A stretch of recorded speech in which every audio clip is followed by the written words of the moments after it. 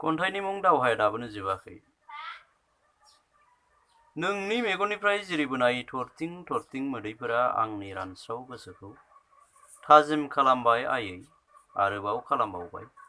सुथुरजों दावहा नांनो साखाफारा जानो थाखाय जोंब्लावनाय उखुन्दै खुफबनाय सोरगिदिं जेरैबो खोमसि दरसि बे दोंसे लामाजोंनो नोंजों लोगोसे आंबो थांफागोन आयै, दान्दिसे नेथ', दावहाया दाबोनो जोबाखै।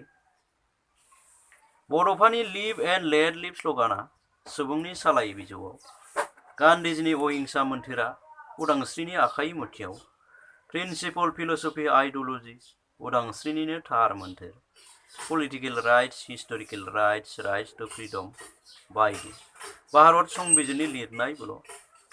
फिसाज्ला गावथारजानानै आफाया बबा जाबाय, बिनानाव जिनाहारि खालामजानानै आबौआबो आइलि जाइलि गिदिं गिदिं मालायनि न' न'। आफानि रायज्लायनो रोङैखौ रायज्लायहोनांगोन, आब'नि मोदैखौ आं हुगारगोन, खौसेथिनि आंखालखौ सुफुंगोन, ममताजनि ताजमहल गायसनलांगोन। बेखायनो रथ' आयै, नोंजों लोगोसे आंबो थांफागोन, दावहाया दाबोनो जोबाखै। गोजोन्थों।